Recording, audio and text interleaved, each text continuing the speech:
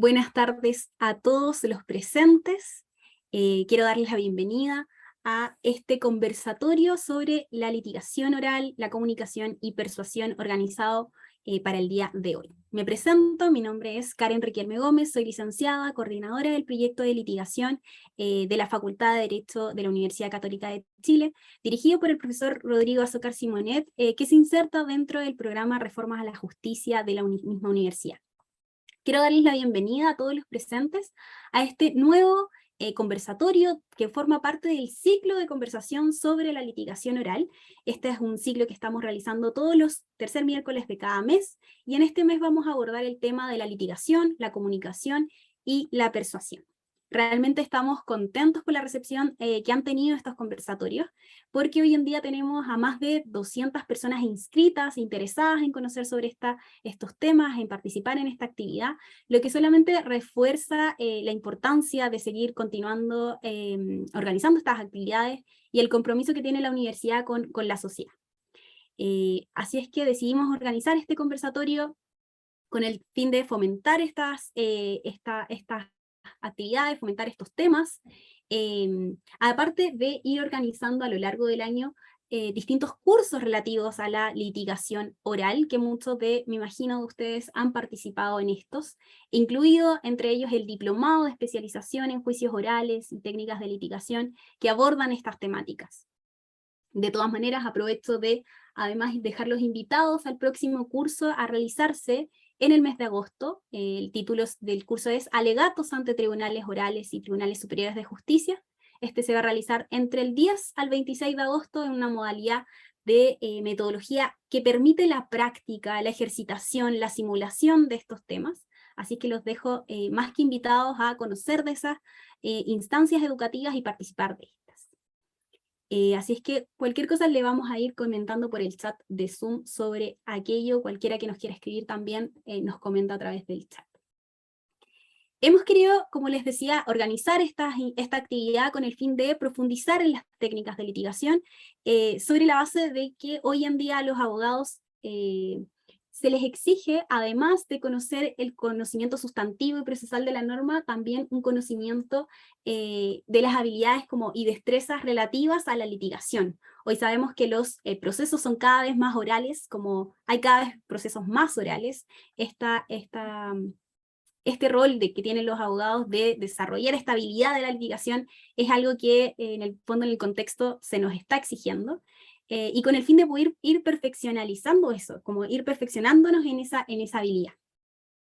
Y en ese contexto es importante entender y comprender la relevancia de realizar una comunicación efectiva, con la finalidad de exponer de manera exitosa nuestra teoría del caso, tanto como con los elementos fácticos como jurídicos.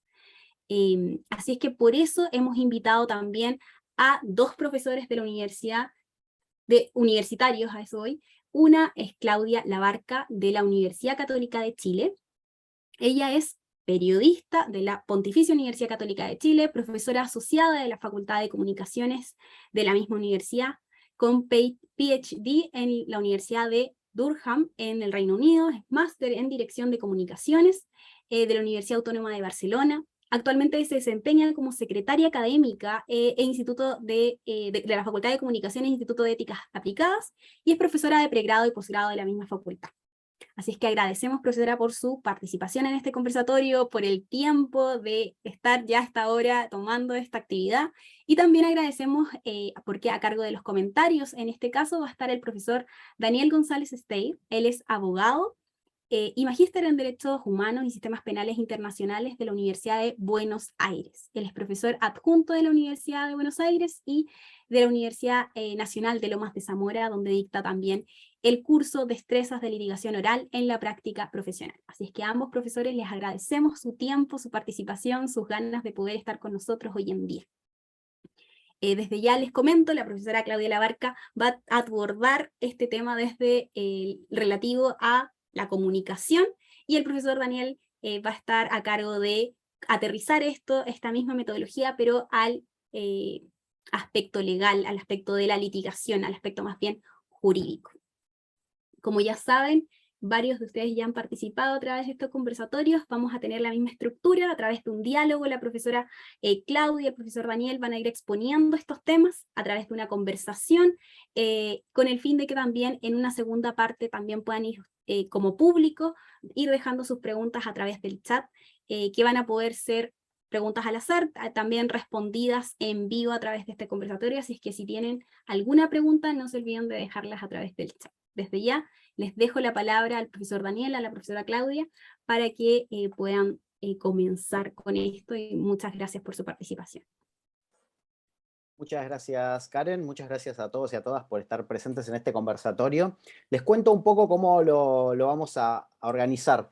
Primero, con la profesora Claudia Labarca Encina, le voy a preguntar, vamos, iba a decir, ya me iba a hacer cargo, no, en realidad le voy a hacer algunas preguntas para que nos introduzca a los aspectos teóricos de la comunicación y la persuasión, y después vamos a pasar a una parte en la que eso va a estar más aplicado a la persuasión ante los tribunales, con algunas cuestiones más específicas. Yo lo que voy a tratar de hacer es un nexo justamente entre las ciencias de la comunicación con el derecho y con nuestro rol cotidiano como litigantes. Así que, para empezar, profesora, voy a preguntar si hay posibilidad de definir o qué sería una comunicación efectiva. Bueno, primero, mucho gusto a todos, buenas tardes. Me faltó poner en el currículum que yo hago un curso que se llama Comunicación y Persuasión durante un semestre, así que en realidad es lo único que importa para esta, para esta sesión.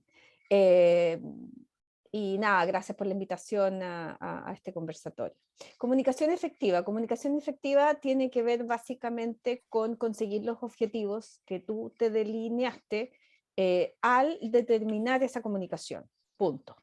Es decir, acá hay dos elementos súper relevantes. Uno es la configuración de los objetivos, qué es lo que tú quieres obtener, porque si no, ¿cómo lo voy a medir? Por lo tanto, un mensaje tiene éxito persuasivo cuando cumple el objetivo que se definió. Y para que yo pueda medir ese objetivo, lo importante es delimitar muy bien ese objetivo. ¿Qué es lo que quiero lograr? Podemos tener, de nuevo, yo no soy experta en derecho, ni mucho menos, pero sí, yo me imagino que ustedes en las litigaciones tienen ciertos objetivos. No necesariamente ganar así a seca, sino que objetivos más depurados. Y lo primero que uno tiene que plantearse cuando quiere hacer una comunicación persuasiva es qué es lo que parece un poco de perogrullo, pero en comunicaciones, en las gerencias, en el marketing, etcétera, lo que más cuesta es delimitar los objetivos. Objetivos que además tienen que ser posibles de realizar con las herramientas que yo tengo, en el momento que yo lo tengo y al público al cual me dirijo. Bien, acá voy a hacer un paralelismo ya desde la primera pregunta, porque hablabas de poner un objetivo y tratar de cumplir ese objetivo. En general, nosotros Y cumplirlo, si no, no es efectiva. Y cumplirlo. Nosotros en la litigación partimos de lo que se llama una teoría del caso. O sea, en general nosotros vamos a una audiencia con el objetivo de buscar algo, y ese algo lo tenemos que probar. O sea, y lo hacemos a través de una teoría del caso, que es una historia que tiene que ser compatible con hechos incontrovertibles que tiene el caso en la prueba.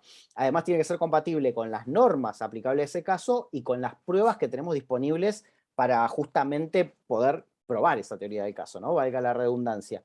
Entonces, quizás el primer punto de contacto que encuentro acá entre la cuestión de la comunicación efectiva y la litigación es fijarnos un objetivo. Ese objetivo es justamente la teoría del caso, y para fijar ese objetivo lo que necesitamos es investigar, conocer los hechos, conocer las pruebas, tener diálogo con las partes. Después vamos a profundizar un poco sobre cómo logro eso a través de los testigos, lo vamos a hacer con las demás preguntas, pero creo que el paralelismo entre el objetivo de la comunicación y el objetivo como litigantes es probar nuestra teoría del caso, ¿no? Establecer claramente qué es lo que vamos a hacer adelante de un tribunal, y a partir de ahí, bueno, después poder medir el éxito de esa comunicación, ¿no? Porque vos decías que la comunicación es exitosa cuando logramos ese objetivo que nos planteamos.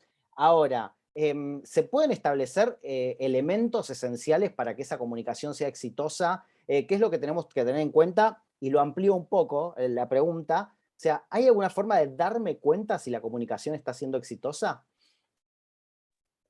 ¿Online, dices tú? ¿Así en No, no, línea? no, no, no, online no, no, incluso presencial o en cualquier, No, en no, online es más, online quiero decir en el mismo momento en que estoy efectuando mi discurso. A ver, sí, a ver, yo creo que, como dicen los abogados, hay que distinguir. bien.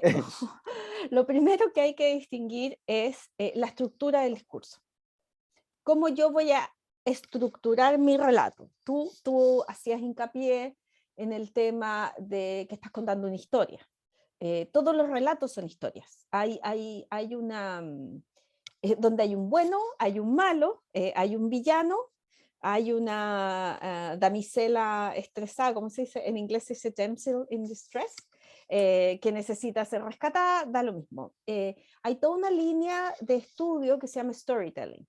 Y el storytelling viene de una contracorriente de la lógica aristotélica tradicional. Entonces, tenemos varias maneras de contar un cuento.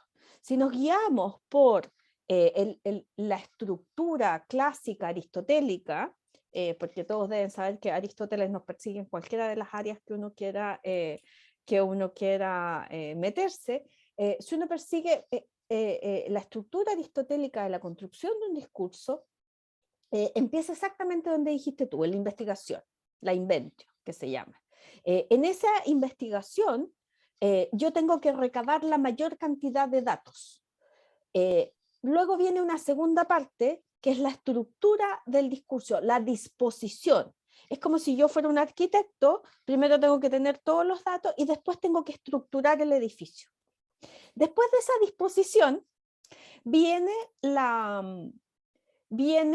como la decoración del edificio, ¿no? Viene la decoración del edificio donde yo elijo cuidadosamente las palabras, el ropaje lingüístico con el cual voy a dar el discurso, porque ya sabemos todo que no es lo mismo decir interrupción voluntaria del embarazo que decir aborto, ¿verdad? O decir tercera edad que decir anciano, ¿verdad? Entonces nosotros tenemos que ser muy cuidadosos, decía Aristóteles y hasta el día de hoy, a mí me encanta porque es lo más actual que hay, en este tercer punto, no solo la estructura, con qué comienzo, con qué termino, cómo le doy el final que sea recordable por mi audiencia, pero también exactamente qué palabra, porque las palabras son peligrosas y yo me imagino que en derecho son aún más peligrosas. Si voy a usar o no voy a usar metáforas, por ejemplo. ¿De qué depende que puedo usar ciertas metáforas? ¿Cómo puedo usar esas verdades comunes que decía Aristóteles? El topos. Esas verdades que no necesitan explicarse, que no son científicas, pero que todos sabemos, que todos conocemos y las damos por hecho. Y luego cuando ya tengo esa estructurada, ese discurso, con ese ropaje lingüístico, con toda la investigación, viene la segunda parte que es como lo que llamaríamos ahora la puesta en escena. Y Aristóteles decía que habían dos grandes cosas. Uno es la memorización del discurso, porque ya se sabe que un buen orador, nosotros en Chile ahora tenemos un presidente que es un buen orador, y no tiene que ver con el contenido, sino cómo estructura el discurso, la emoción que le da a las cosas. Y una última parte que es la pronunciación, la pronunciata, que yo tengo que hablar bien, tengo que hablar claro, porque si yo digo una palabra, por ejemplo, en inglés mala, y está mal pronunciada, yo inmediatamente bajo la credibilidad de mi discurso, porque parezco como no competente, que es uno de los factores que determinan la credibilidad en el emisor, ¿no? Entonces, si tú me dices la lógica aristotélica, así se construye un discurso en la lógica aristotélica hasta el día de hoy. El storytelling es narrar una historia, que también es una muy buena estrategia, es narrar una historia, es determinar cuál es el comienzo de la historia, igual que una obra de teatro, un clímax de la historia y el gran final.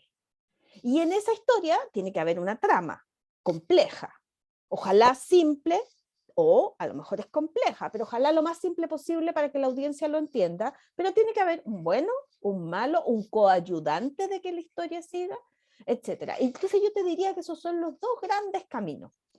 La estructura lógica del discurso y lo que hoy día se entiende, y asume dos seres humanos distintos. La lógica aristotélica asume un nomus racional, un hombre racional, ¿no? El storytelling asume lo que se llama un homo narrans, que significa un hombre que es más convencible a través de historias que a través de hechos. ¿Mm? Entonces, yo te diría que si pudiéramos resumir para un semestre que doy, esas son dos grandes líneas que se pueden explotar o aprovechar o combinar. Justamente esa iba a ser la siguiente pregunta. Viste así como el final, justo para enganchar con la siguiente. ¿Es posible combinar la teoría aristotélica de la comunicación entonces con esta contrapartida que sería el storytelling? Sí y no. Sí, en el sentido que uno puede tener momentos, lo que pasa es que parte de conceptualizaciones del ser humano distintas, ¿no? Claro. Entonces, lo que yo voy a estresar en el sentido de subrayar, desde el punto de vista de la estructura del discurso aristotélico, van a ser más las argumentaciones lógicas o casi o usando silogismos, como decía Aristóteles, ¿no? Y por el otro lado, un buen narrador de historia a lo mejor va a apelar más a la emoción y a la estructura de esa narración, con estos pics que te decía yo, comienzo, pics, desenlace, final. Entonces, en estricto rigor son dos caminos distintos, pero a mi juicio, dependiendo de distintos momentos, por ejemplo, de un alegato, tú puedes usar las dos técnicas. Y si lo pienso un poco, yo creo que tú puedes, dentro, por ejemplo, de la disposición aristotélica, disponer esos datos de manera como el storytelling, como contar una historia. Como cuando uno ve las películas en Estados Unidos, ¿no es cierto? Si uno ve estas películas o series gringas de abogados, son por storytelling. Sí. Es por storytelling, y además, lo que decía Aristóteles es que hay tres grandes bases del discurso. Si yo me baso en el logos, que son como los atributos, los datos, si yo me baso en el ethos, que es el hablante, ¿no es cierto?, que es muy, muy funcional, según las películas de Estados Unidos, de los abogados norteamericanos, ¿no? El que habla bonito, el que se pasea, el que hace llorar al jurado, etcétera, porque es un público particular, es una estructura distinta a la de nosotros. Y el tercero tiene que ver con la emoción, con cómo gatillas emociones en tu receptor a través de tu discurso. Entonces tú puedes combinar esta primera parte porque es dura, porque es jodida, etcétera. Esa parte va con atributos, va por el logos. Pero cuando ya viene un cuento, una historia, bueno, pues nos vamos a la parte de gatillar emocionalidad en el receptor. Sí, Entonces sí, podemos combinar. Bien, yo hablaba justamente de esta combinación porque pensaba en esta doble estructura, ¿no? De la lógica por un lado y la del relato por ahí más emotivo por el otro. Y en el ámbito del derecho, el anclaje común que tienen que tener la lógica y la emoción son los hechos, justamente, porque nosotros ante un tribunal lo que vamos a hacer es probar hechos. Entonces, si nosotros contamos una historia emotiva que tiene anclaje en hechos, pero que no tiene lógica, creo, entiendo, ahora lo vamos a profundizar, de hecho, esta va a ser la siguiente pregunta, vamos a tener un problema de persuasión. Y quizás lo mismo a la inversa. Pero yo te quiero decir algo de los datos. A ver. No hay nada más mentiroso que los datos. No hay nada más mentiroso que los datos en el sentido de lo siguiente. Hay un caso donde una marca de jeans muy conocida decía el 90% de los encuestados prefiere jeans X, Y, Z. Bueno, la pregunta como había sido formulada era, ¿usted prefiere XX A o B otro? Entonces la gente obviamente tendía a contestar otro. ¿Y qué quiero decir con esto? Hay una teoría que tiene que ver con la estructura del mensaje que se llama la teoría del encuadre en castellano, la teoría del framing. Y es como uno presenta las situaciones. Cuando uno enmarca un cuadro, distingue lo de fuera de lo de dentro. Y cuando uno va a un museo y mira un cuadro, ¿ve lo de fuera o ve lo de dentro? Ve lo de dentro. Y eso es lo que uno hace con la estructura del discurso. Uno hace framing sobre aquellos datos que yo quiero que el otro considere relevante. No estoy eliminando datos, pero estoy priorizando ciertos datos sobre otros datos. ¿Para qué? Para mi objetivo persuasivo. Entonces yo encuadro, si yo pierdo en las municipales mañana mi partido X, pero subo 4 puntos con respecto a las municipales anteriores, ¿qué es lo que yo encuadro? Los 4 puntos que subí. Exacto. ¿Y qué va a encuadrar mi enemigo o mi contrincante? Que yo elección. perdí. ¿Son los mismos datos? Son los mismos datos. ¿Tenemos un mismo encuadre? Pues no. Y en ese sentido, medio en broma, medio en serio, digo que los datos son mentirosos. Bien. Siguiente pregunta entonces, porque hablabas de lograr la persuasión. ¿Qué es la persuasión? La percepción hay miles de definiciones. Como todo en ciencias sociales, podemos estar hasta mañana hablando de distintas definiciones. Pero hay un autor que se llama Perloff y otro autor que se llama O'Keefe que convienen en decir que la persuasión es un mensaje intencionado que tiene como objetivo cambiar, crear o eliminar ciertas actitudes de mi receptor. Esa es la persuasión. En palabras bonitas, hacer que el otro haga lo que yo quiero que haga. Porque lo que yo quiero al final del día es cambiar la actitud para cambiar el comportamiento. Es decir, que el juez me diga, ok, usted tiene la razón y no el otro. No solo que lo crea, no solo lo piense, no solo que empatice conmigo, sino que haya una dimensión no solo cognitiva, sino que conductual. ¿Sí? Eso es súper importante en la persuasión. Características que tienen que haber para que la persuasión sea persuasión y no coerción, porque la línea es muy compleja. ¿No es cierto? Y también podemos debatir de los límites éticos de la persuasión, de los límites legales de la persuasión, etc. Pero al menos se tienen que dar las siguientes condiciones: que exista libertad en el receptor y en el medio en que se desenvuelve, que exista claridad de quién es el emisor, claridad de la intencionalidad de ese emisor y que logre los efectos deseados. Esas son, si yo pudiera agarrar todos los autores, meterlos a una juguera y encontrar los parámetros básicos de la definición, son esas. Bien, y ahí hay dos aspectos importantes que quizás en la comunicación, en marketing, son debatibles, pero en el derecho son límites efectivos que tiene la persuasión, que son la ética y la legalidad, ¿no? Dentro del ejercicio de la profesión del derecho, dentro de nuestra comunicación, la ética y la legalidad son dos valores que los tenemos que tener presentes todo el tiempo y que además tienen que tener reglas muy claras.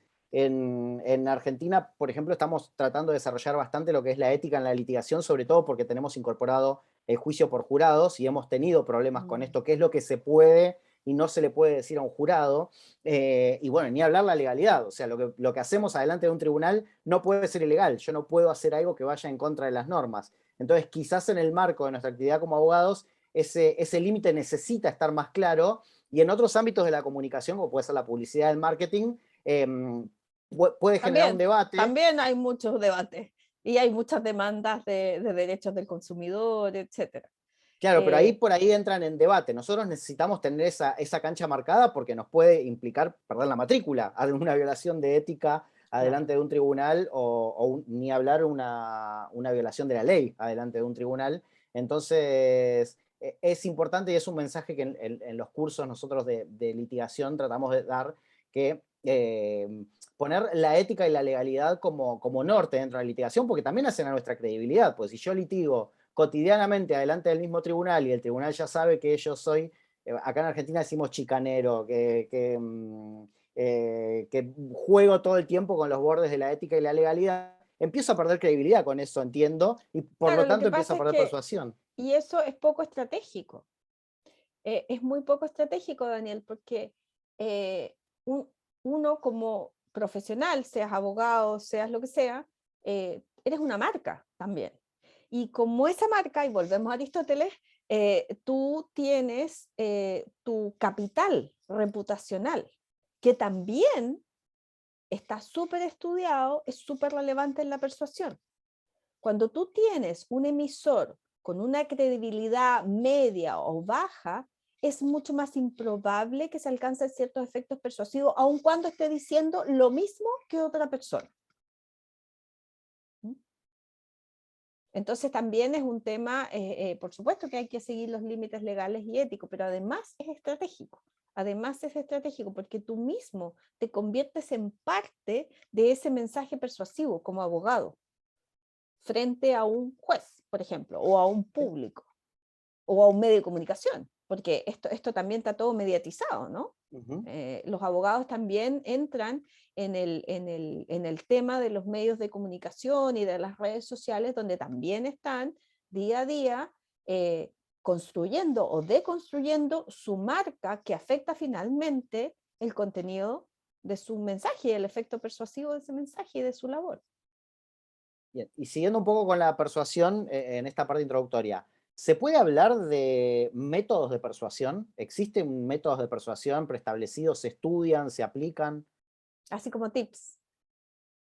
No, como teoría, si existen métodos. Después para tips, en todo Sí, caso, hay, es por ahí más ya, para un curso de coaching, pero... sí, claro, a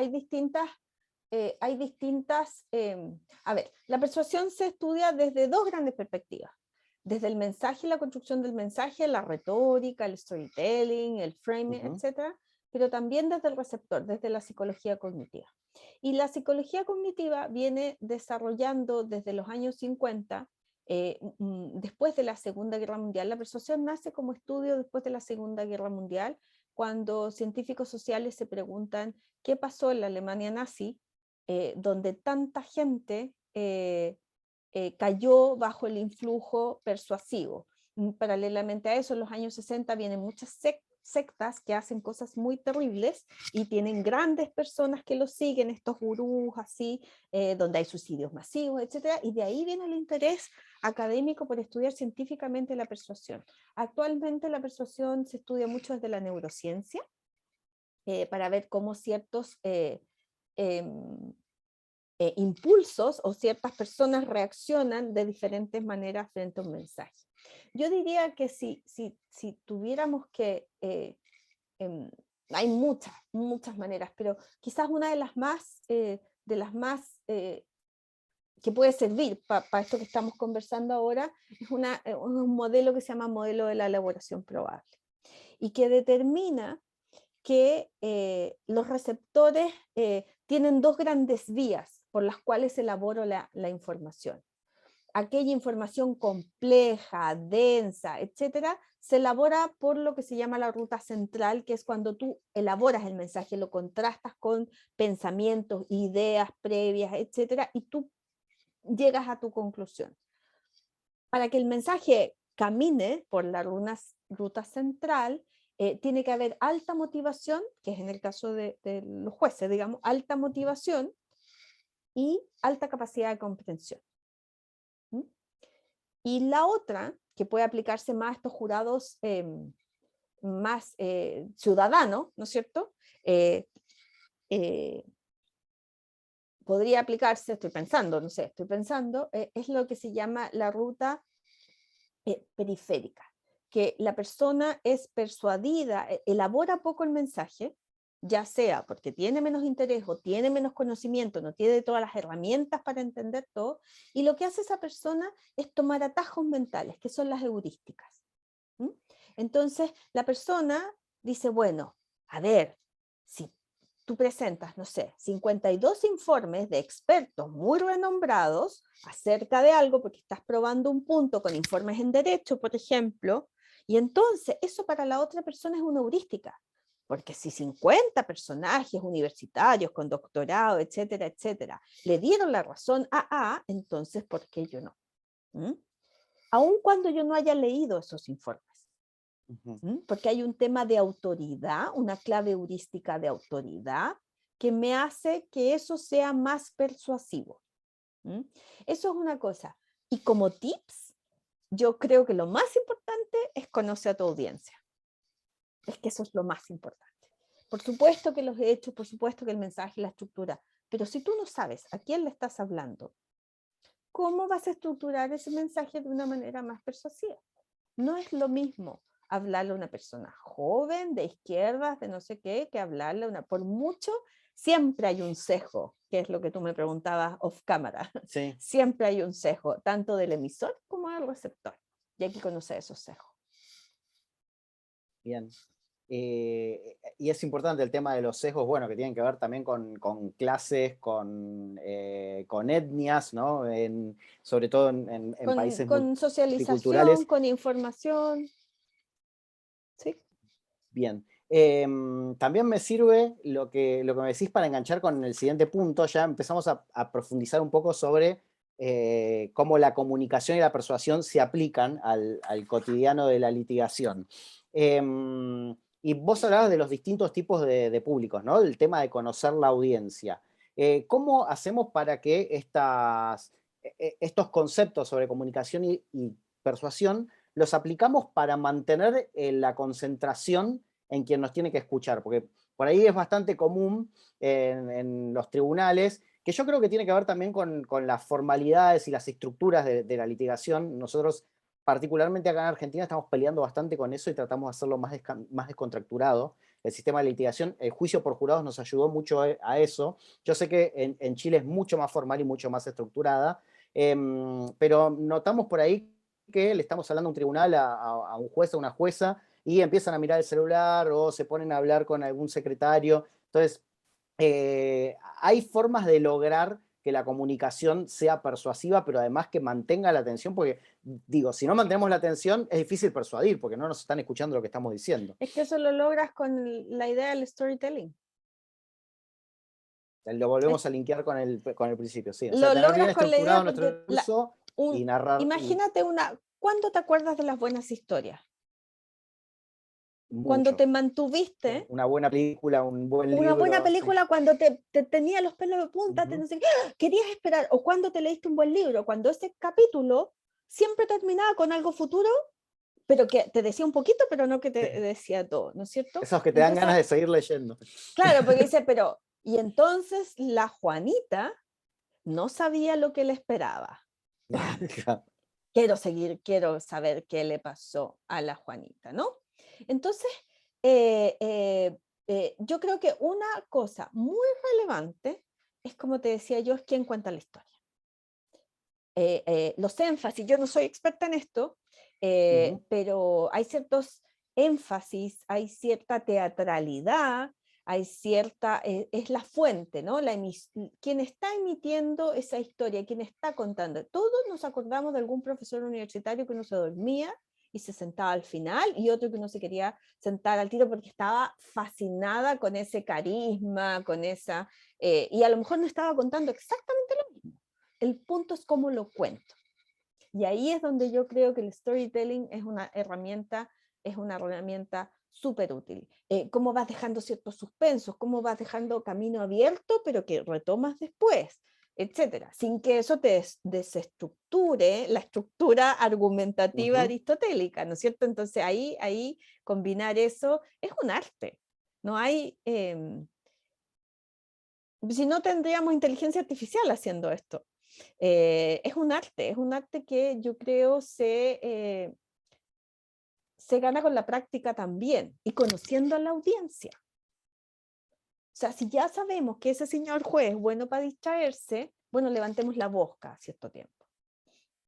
Golpeemos la mesa, no sé, no tengo idea. Hagamos sí, o algo. los silencios también. Una herramienta que uso mucho yo es los silencios, como para que, che, ¿qué pasa? Que nadie está diciendo nada. Porque nadie está diciendo nada. Bueno, yo lo hago con mis alumnos, me quedo callada hasta que todos me vuelven a mirar. Sí. Entonces hay ciertas pausas, ciertos tonos, ciertas que hay que tener cuidado con usar también y no abusar. Que claro, que van determinando que eso. Yo siempre digo que el discurso es una danza, ¿no es cierto? Es una danza, es como bailar un vals. Uno no le puede andar pisando los zapatos al otro, ¿no es cierto? Lo que tiene que hacer es fluir con el tema y tirar un poquito y volver y dar un titular a lo mejor y decir, pero esto lo veremos más adelante. de su estructura a estructura, de esa estructura a estructura. Bien, o sea, ir cambiando también los ritmos del relato y demás, Los pero ritmos, los creo, tonos. me quedo con algo que decís, que es que se practica y Sí, se aprende esto. Sí, todo se no aprende. necesitamos tener un arte innato de la comunicación, sino que se practica y se aprende. Em, ¿Y tenés algo para decir sobre mensajes ambiguos o dudosos? O sea, vos hablabas de lo importante, al principio hablábamos de lo importante de que ponerme un objetivo y cumplir ese objetivo. A veces, sobre todo en el derecho, por el tipo de lenguaje que usamos, existe la posibilidad de generar mensajes ambiguos. ¿Hay alguna forma de tratar de evitar eso? Yo creo que tiene que ver con escoger las palabras, ¿no? Es algo que El ya venías ropaje hablando. lingüístico, claro. Sí, pero ¿se te ocurre algo más para agregar sobre ese tema para evitar ese tipo de problemas? Es que yo creo que uno tiene que, por lo mismo que decías tú, la capacidad de atención de un ser humano es cada día más corta, sobre todo la gente más joven, Ujú. o la gente más mayor que hay en todas las audiencias, ¿no? Entonces, uno tiene que saber con quién está hablando. De nuevo, volvemos a la audiencia. Eh, eh, a lo mejor la ambigüedad sirve a mi objetivo persuasivo y a lo mejor lo único que hace es aburrir a la audiencia. Entonces, nunca olvidar para quién estoy hablando y con qué objetivo estoy hablando. Cada palabra debe estar crafted, como dicen los gringos, hecha artesanalmente, digamos, pulida. Pero eso depende de quién, porque a lo mejor yo tengo enfrente un ser humano que yo sé que le gusta ir al grano y que todo este bla, bla, bla, bla, bla, bla, no le importa nada porque él siempre se va a las 5 porque tiene que tomar 11 con la señora. ¿Sí? Tiene que tomar té con la señora y se junta todo. Entonces, este señor lo único que quiere es salir antes. Listo, le doy eso. Ujú. Bien. Acá lo quiero relacionar también un poquito con la litigación. En el sentido de cómo preparamos nuestros casos, en realidad. No solamente los discursos de apertura, los alegatos y también los interrogatorios a los testigos, sino también la práctica de eso.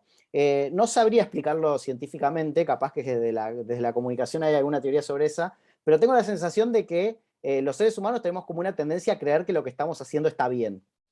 Entonces, por ahí preparamos nuestro discurso y decimos, esto es fabuloso, fantástico, lo tengo que hacer así, pero muchas veces para poder expresarlo de la manera correcta es necesario que antes nos escuche otra persona, que tenga la confianza para criticarnos, para decirnos, che, ¿no te parece que es mejor ir por otro lado? O lo que decías vos, cambiar esta palabra por esta otra, porque ese mensaje puede llegar a ser ambiguo, o está siendo muy formal, o demasiado informal, o le vamos a hablar a determinada persona que este tipo de mensaje creo que no puede llegar. Entonces, nosotros insistimos mucho en los cursos de litigación con trabajar en grupos, ¿no? Sí, Y claro. cuando preparamos el caso, llegamos a nuestra teoría del caso, a nuestra historia, verificarla, contrastarla, ver que efectivamente haya un correlato entre lo que estamos contando y los hechos, las normas y las pruebas que tenemos que usar en el juicio.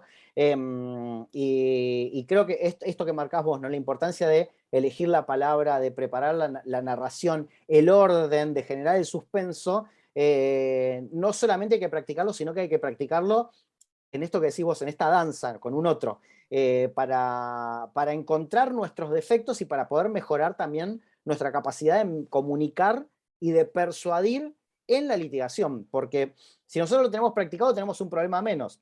Al momento de ir a una audiencia, si no lo tenemos practicado tenemos que pensar en el qué y en el cómo. Al tenerlo practicado, simplemente por ahí eso ya lo tenemos interiorizado en el cerebro y empieza a fluir de otra forma. Podemos levantar la vista para ver qué es lo que está haciendo el tribunal en ese momento, si está con el celular, si está mirando para otro lado, si está quedando dormido, si está bostezando. Entonces, en esa práctica también para la litigación está generar esa danza de la que hablabas. Me gustó la metáfora del vals, ¿no? De no pisar los zapatos y simplemente dejar que fluya la comunicación, pero para eso necesitamos que fluya con nosotros mismos también, El tener vals muy hay que claro qué es lo que queremos. practicarlo. El vals hay que Exacto. practicarlo, Sí, sí, nadie sí, sí, sí. nace. Sí, dos comentarios acerca de eso. Primero, Maturana decía que los sistemas tienen capacidad de observarse a sí mismos, lo que decías tú. Ujú. Sin embargo, la observación de sí mismo tiene sesgos también. Sesgos que no solo tienen que ver con, oh, qué bien lo estoy haciendo, sino que puede ser al revés. Personas que tienen baja, por ejemplo, confianza en sí mismos, y les cuesta ver las cosas positivas. O sea, uno tiene la capacidad de observarse a sí mismo, pero cuando el observador se observa, en esa observación hay ripios. Hay ripios que tienen que ver con la observación de uno mismo. También van a ver cuando el otro observador te observa, ¿no? Esto es teoría de sistema, autopoiesis, todas esas cosas. Entonces, ¿sabes lo que pasa? Que el otro también te va a dar su opinión desde el sesgo, ojo. Pero al menos es una visión distinta, es un observador distinto al actante, al que actúa. Eso yo te diría que es importante, que tú tienes que tener, y hay otra cosa súper importante con lo que tú estás diciendo, que tiene que ver con la capacidad de toma de decisiones. Y para tomar buenas decisiones en el momento tienes que tener una capacidad que los gringos le llaman awareness, que en el fondo es tener conciencia del entorno en el que tú estás. Entonces, si tú ves que tu jurado, tu juez, da lo mismo, a quien le estés hablando, está mirando el celular, algo no está funcionando. Y tienes que tener la capacidad, pero producto de esa observación no solo de ti mismo, sino que del sistema que te rodea, de hacer un cambio en tu toma de decisiones y ser capaz de, todo eso que tú tenías preparado, de darle una vuelta en el momento. Y para eso tienes que manejar muy bien tus datos. La primera parte que hablábamos, la parte porque De la investigación, digamos. solo manejando muy bien tus datos, tú puedes cambiar el hilo argumental de tu historia. Bien.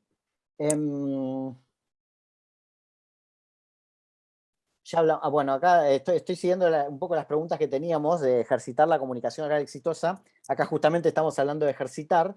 Y la pregunta esta que habíamos hablado antes de empezar, sobre las conclusiones de los mensajes, ¿no? Muchas veces, yo creo que es un error en la comunicación dar mensajes muy extensos, pero a veces es necesario. Entonces, ¿cómo hacemos para que un mensaje extenso sea recibido de manera efectiva sin alterar el objetivo final, ¿no? Porque pasa esto, me meto un poquitito en tu ciencia, me vas a disculpar y me vas a corregir en todo caso. Cuando el mensaje es muy extenso, la parte del nudo suele ser más extensa también y suele ser también lo que genera menos atención, ¿no? En el público. Por eso, porque tiene que haber lo que te decía, alta motivación, y la motivación se va perdiendo, por muy motivado que esté ese público, claro. Después de media hora se acabó la motivación, claro.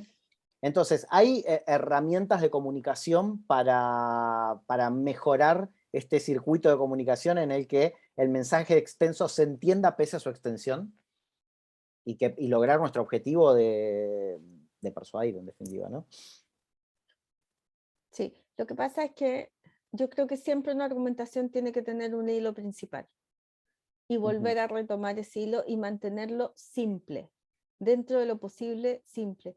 Muchas veces, y pasa mucho en la academia, la gente le gusta hablar en complicado, de manera que, qué inteligente es esta persona, ¿no? Y es complejo, porque para eso esa persona tiene que elaborar. Y cada día el ser humano es más flojo, porque cada día tenemos más incentivos para mirar para el lado, más pantalla. Las nuevas generaciones, la generación alfa, la generación Z, son generaciones que se distraen rápidamente. Por lo tanto, yo diría keep it simple. Keep it simple. Por supuesto que el derecho tiene las limitaciones y yo lo entiendo. Yo lo entiendo. Pero dentro de esa complejidad, mantener lo más simple posible, porque los estímulos son demasiados ahora.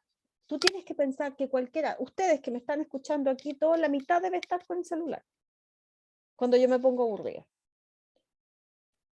Cada vez hay más estímulos. Y además se perdió como la etiqueta en esas cosas. La gente mira el celular igual, por ejemplo. Entonces, es de ese entorno que uno tiene que tener awareness, para ir dando el giro, para interpelar, por ejemplo, a la audiencia cuando sea necesario, como lo que Ujú. acabo de hacer yo. Todos ustedes están mirando el celular, no tengo idea si lo están haciendo, pero si lo están haciendo lo van a dejar de hacer. Entonces, efectivamente, yo creo que hay que estar siempre, es cierto que hay que aprenderse, es cierto que hay que practicar, pero también hay que tener la flexibilidad para hacer ese cambio. Yo creo que eso es lo más relevante. Cuando tú ves que no estás consiguiendo lo que estás queriendo, para empezar la atención de Ujú. tu audiencia. Sí. Nosotros trabajamos en los cursos de litigación también la idea de los capítulos de información, ¿no? O sea, Seccionar. agrupar la información en capítulos y a través de los capítulos lograr más puntos de atención, que son los principios y los finales, ¿no? Yo Es que suelo eso te hacer decía la... yo, la Claro, disposición sí, que te hablaba antes, la disposición del discurso. Cuando yo me exacto. refiero a discurso, no es un discurso, es tu exposición de caso, es un discurso, Sí, todo es un sí, sí, sí, discurso. sí. Esto que estoy haciendo yo y que estás haciendo tú son discursos. Ujú, Eh, sí, claro, claro. Hacer pausas, por ejemplo, dividir pero eso de nuevo es historia. claro. O sea, estructurar en capítulos, contar una historia. Seriada. Ujú. Seriada. Es más interesante ahora ver una serie de Netflix que una película de Coppola de 3 horas. Sí, bien.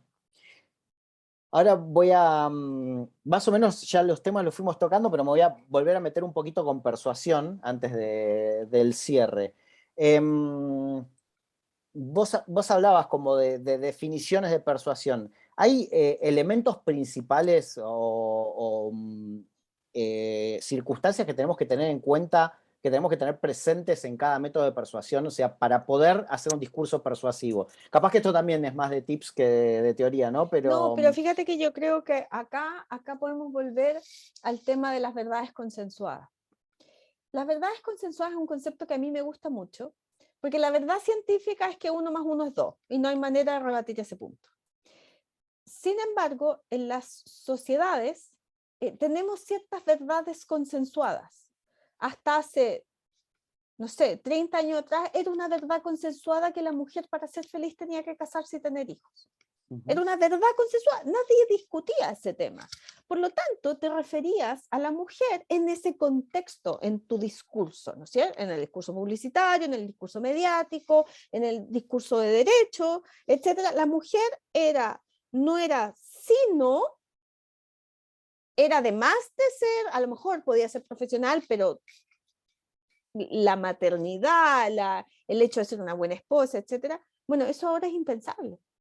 Si tú te diriges a la mujer desde de esa verdad consensuada, porque la verdad consensuada es histórica, es social y es cultural. Entonces, yo siempre les digo a mis alumnos, ustedes tienen que conocer las verdades consensuadas del momento en que se encuentran. ¿Qué es lo que ahora es políticamente correcto y qué es lo que no? ¿Qué es lo que ahora puedo decir y lo que ya no puedo decir?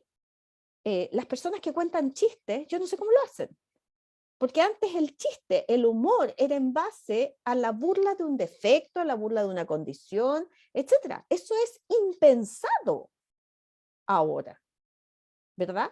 Entonces, quizás el mejor tip que yo te podría decir, además de conocer tu audiencia, además de estructura de tu discurso, es conocer las verdades consensuadas de donde vives, de tu tiempo, de tu época, de tu cultura, de la generación a la cual te diriges. Eso te podría decir. bien, bien, bien. Es interesante eso. Bueno, en Chile quizás no tanto, pero nosotros que ojalá que en algún momento sí, ¿no? Por lo menos para mí que soy juradista, pero en Argentina eso es interesante con el juicio por jurados, porque nosotros tenemos un público que viene de distintos sectores sociales, de distintas verdades consensuadas incluso, porque muchas veces la verdad consensuada de la clase media no es la misma que de una clase más De la popular o que élite. de una clase alta, y eso es interesante. Nosotros lo aplicamos en lo que es la selección del jurado, ¿no? En la decisión de quiénes pueden irse y entre quiénes se va a elegir los que van a quedar. Pero también tiene que ver con los jueces.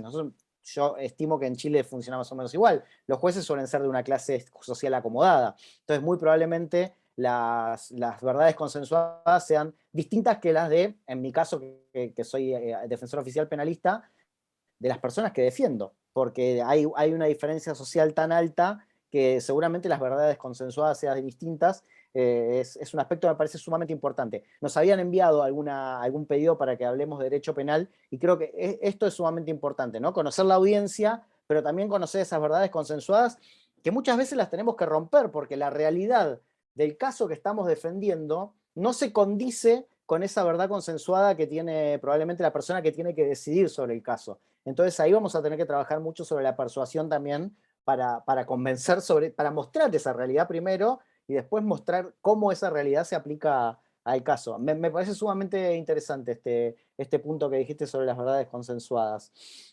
Y acá quizás la siguiente pregunta tiene que ver con algo que probablemente sea más teórico, que es si hay algún método de persuasión que se relacione de mejor manera con la comunicación oral puntualmente.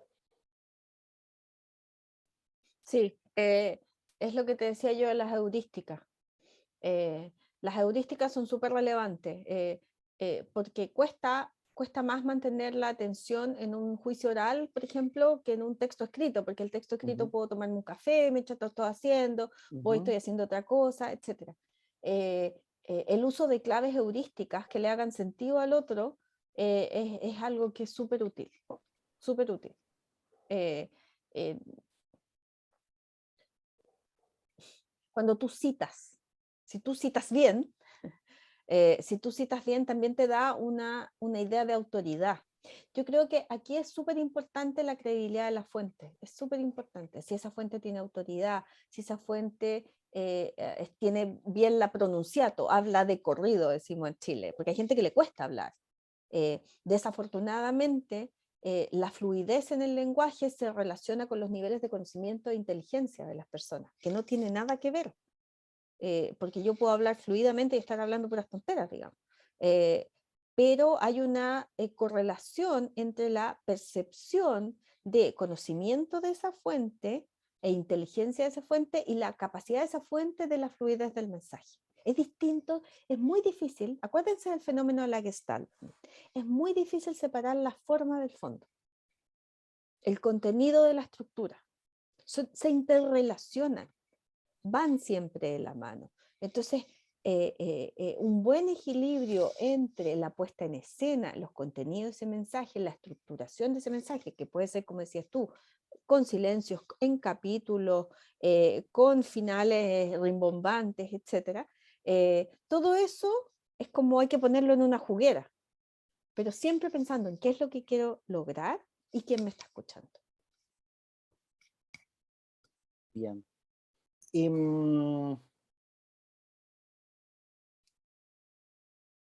bueno, hablamos los dos de ejercitar las técnicas de persuasión.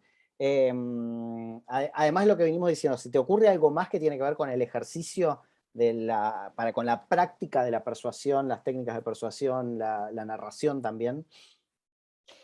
Yo creo que es súper bueno grabarse. Grabarse con cámara.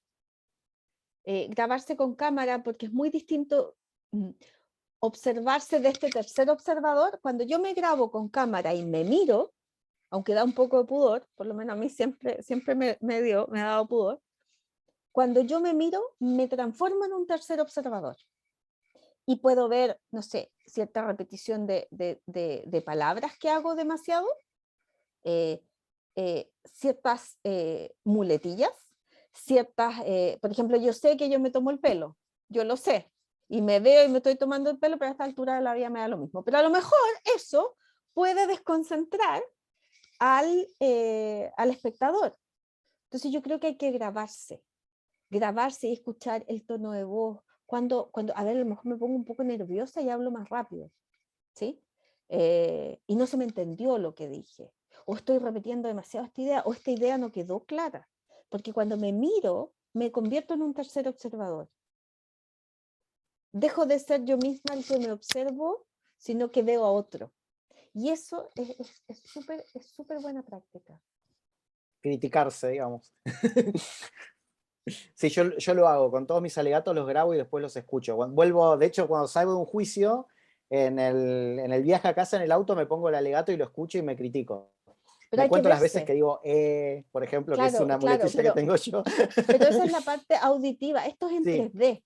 claro. Esto es en 3D. Es decir, yo necesito mirarme, ver cómo el ojo mira para el lado, el pelo se me cae, la chasquilla, no sé, que hago un gesto, una mueca extraña con que puede ser muy molesta para otro. Sí, o Entonces, no mover es las solo manos, nosotros los escucharse, es argentinos que movemos mucho las verse. manos.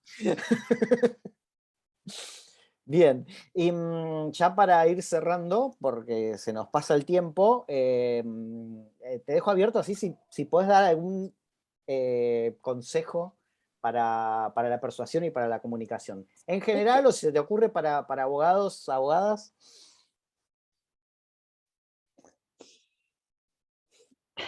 sepan, a ver, yo creo que la investigación es una parte fundamental. Yo creo que la repetición y yo creo que el uso del lenguaje, el escoger el lenguaje adecuado. Los abogados hablan en difícil. Y yo entiendo que es parte, sí es verdad, la Karen se ríe, pero es verdad. Los abogados hablan muy, mi papá era abogado, entonces sé de lo que hablo. Eh, y los abogados hablan, los papás también hablan en difícil, pero bueno. Sí. Si la audiencia está aburrida, está cansada, está un ejercicio un poco más de simpleza pudiese ayudar en ciertos momentos o cuando el spam de atención empieza a bajar. Tomar cursos de dicción de voz, de oratoria, es súper útil también. Que a uno le da mucho pudor, ¿ah? Escucharse uno es lo peor que le puede pasar en la vida. Eh, pero hay que hacerlo, hay que hacerlo. Bien. Justo hoy pasó por mis manos un texto, y vos hablabas de citar y de citar bien, lo chequeé por las dudas, así que voy a tratar de citar bien. Nietzsche, en La Galla Ciencia, dice algo así como: quien se sabe profundo se esfuerza por ser claro, en cambio quien espera parecer profundo a la gran masa se esfuerza por ser oscuro. Y esto tiene que ver con el mensaje simple que vos habías dicho, ¿no? La claridad, y justamente con el hablar difícil que tenemos los abogados y las abogadas, que a veces tergiversa el mensaje y complica la comunicación. Creo que esas dos cosas hacen que nuestra expresión sea menos persuasiva y que nuestra comunicación sea más difícil. Tienes que pensar que ese pobre hombre o mujer que te está escuchando ha escuchado 25 antes. ¿Por qué le vas a complicar la existencia? Exacto. Es súper Bien. simple, son seres humanos. Somos seres humanos. Bien, creo que con esa reflexión simple queda cerrada por lo menos esta parte de la charla. Ya habíamos adelantado que abrimos un espacio de preguntas en lo que queda del tiempo. Tenemos una primera ya. Comentan que es muy interesante lo de la lógica aristotélica y el principio de contar la historia, el storytelling. Te preguntan, ¿qué bibliografía o autor recomendarías para profundizar sobre eso? Sobre la lógica aristotélica, es que cualquier cosa de retórica, cualquier texto de retórica, pero no Perelman, ni los complicados, ni Aristóteles, sino que alguien que descifre, ir a mi clase, no sé. Sí, no, yo creo que tienen que, Moya, hay un autor que se llama Moya, también pueden buscar a Igartua, pueden buscar a O'Keeffe, Perloff, que hablan de persuasión y de distintas teorías y temas sobre la persuasión. Bien, ¿y sobre storytelling? ¿Algún texto, alguna Sí, recomendación? lo que pasa es que el storytelling es súper aplicado. Entonces, en este momento se me va el nombre de como el más como conocido, pero está muy aplicado a la empresa, a los discursos empresariales. Claro. Yo desconozco el storytelling así como de derecho, Ujú. lo desconozco. No sé si existe algo así, pero a lo mejor de aquí a que se acabe esto me acuerdo del nombre, pero ahora no me acuerdo. Bien, Pero es cosa que pongan storytelling y va a salir al tiro. Perfecto. Karen, no sé si tenemos alguna otra pregunta del público o alguien que está presente quiere acercarnos a alguna otra. Eso. Y al menos esa es la pregunta que me llegó. Uy, creo que no sé si es mi Estamos conexión o la estoy invitadísimos a las perdiendo a personas que Karen. están en chat. Puede ser la mía. Ah, ahí está, ahí sin la imagen se te escucha mejor. Walter Fisher, ya lo busqué. Puede ser la mía. Walter Bien. Fisher es storytelling. Lo voy a anotar Perfecto. en el chat. En el chat. Sí. Perfecto. Ahí. Muchas gracias, profesora. A mí al menos no me han llegado más preguntas. Los invitamos de todas maneras, si es que a alguna se les quedó ahí pendiente, a hacerla. Este es el momento. Bien, invitamos entonces a las personas si quieren hacer alguna pregunta, algún comentario, alguna cuestión específica que quieran preguntarle a la profesora. Para mí fue muy clara tu exposición, la verdad que te agradezco. Estoy muy contento de haber estado acá porque incluso me sirve para repensar un montón de cosas que hacemos en lo cotidiano, a veces sin pensar, y cuando las teorizás un poco es como... ya sé que no se usan más metáforas futbolísticas, pero lo voy a hacer. Yo Parar soy la muy pelota, futbolera. Yo parar soy la muy pelota y levantar la futbolera. cabeza, que a veces es necesario, ¿no? Salir de la vorágine y pensar un poco en lo que hacemos. Así que a mí la verdad que me ha gustado mucho formar parte de este conversatorio. Muchas gracias. No sé si tenemos alguna otra pregunta, sugerencia, Hasta el momento no, reclamo. pero totalmente les agradezco a los dos por formar parte de este conversatorio. Ahí Ahí están levantando, no sé si levantando la manito, Paola Andrea Pino, para hacer sí. una pregunta o... Hola, sí, muchas gracias. Yo también estoy con una señal más o menos, así que no tengo mi fotito. No sé si me pueden escuchar. Sí. Sí, me quedo dando vuelta a algo. Cuando estaban hablando acerca de que una persona no podía convencer al juez porque, o en este caso, no lo podía convencer porque era ambiguo, tenía ambigüedades en sus palabras. Yo como contraparte, ¿qué puedo hacer para generar esas confianzas? Ya que mi colega no las pudo obtener, ¿cuáles son las técnicas para yo poder generar las confianzas que él no logró? ¿Yo juez? No entiendo la No, pregunta. yo contraparte. O sea, si por ejemplo vos estás trabajando con, perdón, pero voy a hacer un paralelismo penal. Si vos sos acusación y no lográs transmitir correctamente el mensaje del juez porque es ambiguo, ¿cómo haces como Exacto, defensa para aprovechar eso? Sería la pregunta. exacto, sí. Muchas gracias. No, al contrario, no sé si querés abordar algo desde la teoría, Claudia, Pero es que o lo que pasa es que me quedo dando vuelta a la pregunta, porque para generar confianza con quién, con el juez. porque, porque o sea, haciendo notar esa ambigüedad del otro, ¿eso? No sé, a ver si querés hacer una aclaración, Paola. Para mí Que no hay entiendo la dos pregunta. caminos de interpretación, o aprovechar la ambigüedad o que mi mensaje sea mucho más claro y por ende va a ser más persuasivo. No sé por qué lado lo preguntabas, Paola. Claro, exactamente. Por el lado de que tenemos, bueno, nos ponemos la hipótesis, claro, que hay dos personas, uno que está acusando y uno que está defendiendo. El que está acusando es ambiguo. El juez no genera confianza. Entonces yo me aprovecho de esas desconfianzas que el juez generó para poder generar que el juez que el juez dé su confianza hacia mí. No sé cómo expresarme. Claro, tal como lo dijo perfectamente usted. ¿Qué es una técnica que yo pudiese utilizar para que el juez genere confianza en mí, utilizando la ambigüedad de la contraparte? Lo que pasa es que si la contraparte se muestra débil, tú debieras hacer un mecanismo de contraste que se llama, que es que, mira, ¿te has fijado cuando tú, supongamos que tienes un balde de agua helada, ¿ok? Y tú metes la mano, ¿no es cierto? El agua está helada. pero después pones la mano cerca de la estufa y tu mano está calientita, calientita. Cuando vuelves a poner la mano en esa misma agua helada, el agua está más helada o se percibe más helada. Y se genera lo que se llama un mecanismo de contraste, que la opción parece más lejos de lo que realmente está.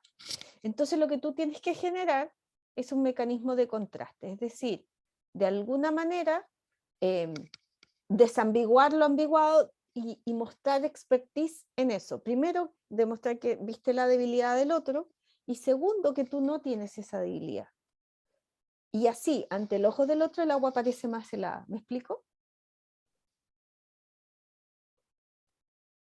Me escucho ahí, sí.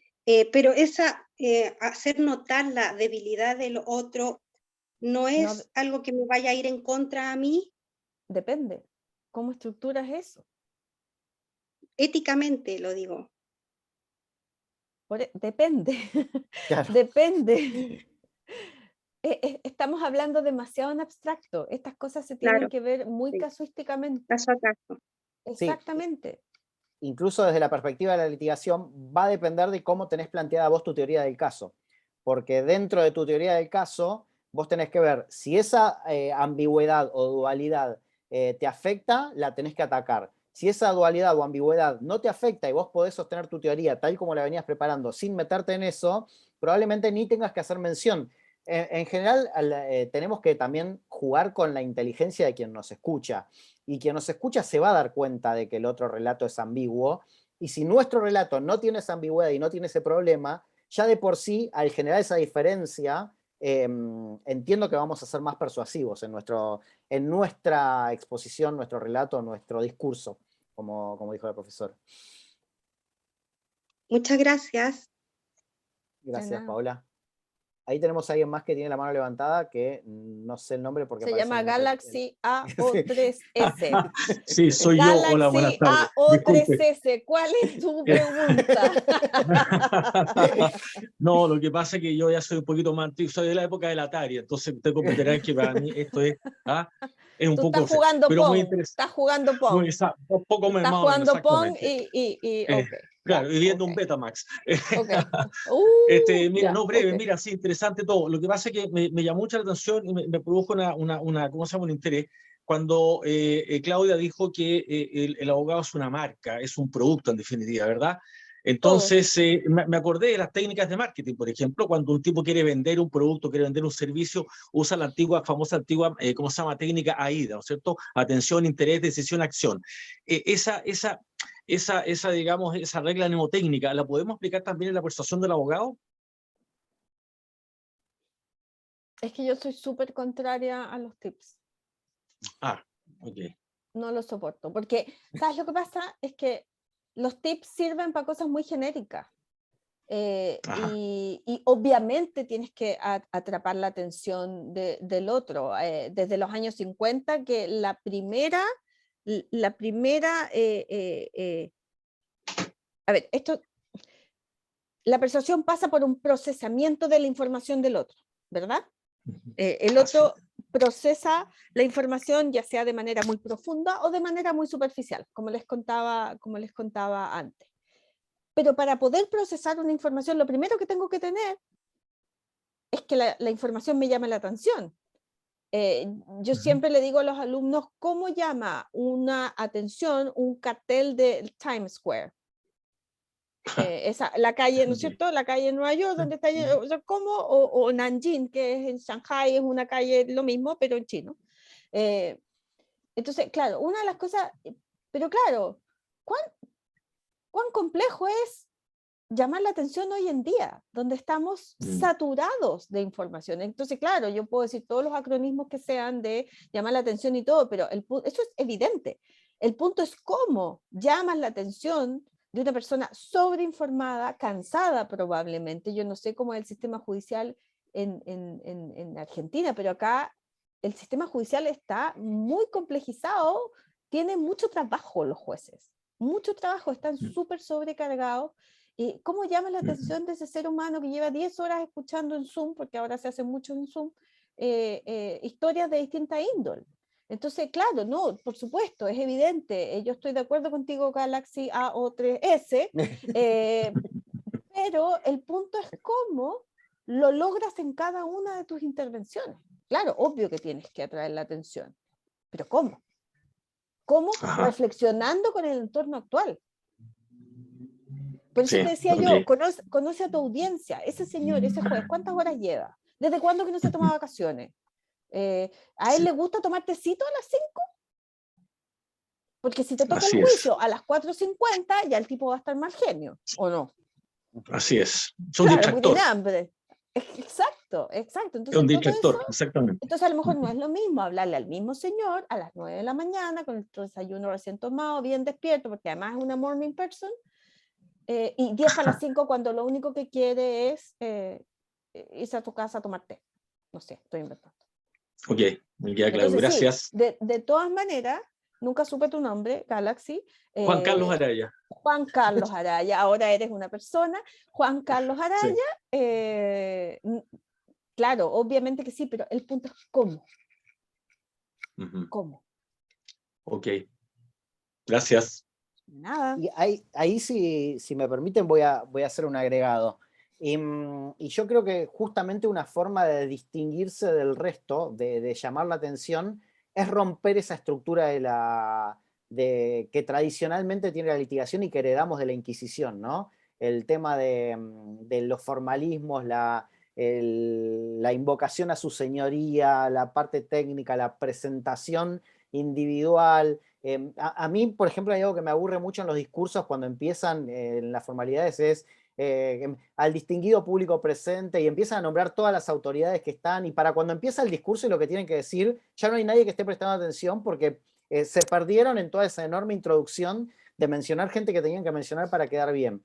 Entonces, a veces es necesario quedar bien como técnica de persuasión, pero en general no vamos a ganar un caso porque le caigamos bien a alguien por haberlo saludado de una o de otra forma, en general, aunque puede pasar, sino que tenemos que apelar a los hechos y a las pruebas, que es lo que nosotros como abogados tenemos como herramienta.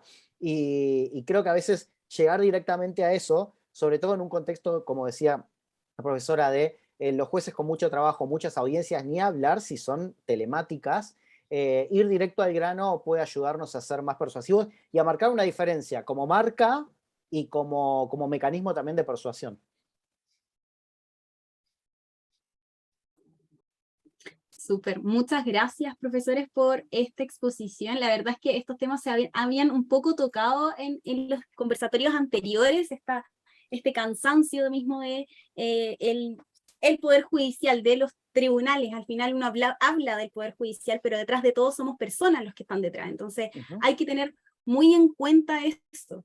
Así es que agradecerles por la participación en este conversatorio, exponer sobre estos temas de comunicación, de persuasión, agradecer especialmente al profesor Daniel González, a la profesora Claudia Labarca por el tiempo, por esta moderación, la participación. Así es que yo creo que hablo en nombre de las 44 personas aquí presentes que se han estado manteniendo conectados durante esta tarde, por los agradecimientos por estar aquí.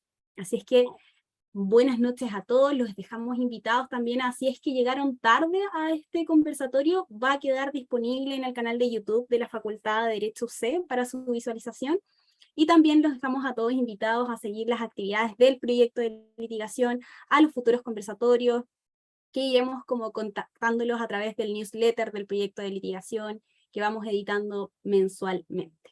Así es que eso, muchas gracias a todos, muchas gracias a los dos especialmente. Muchas Muchas gracias. gracias por la invitación.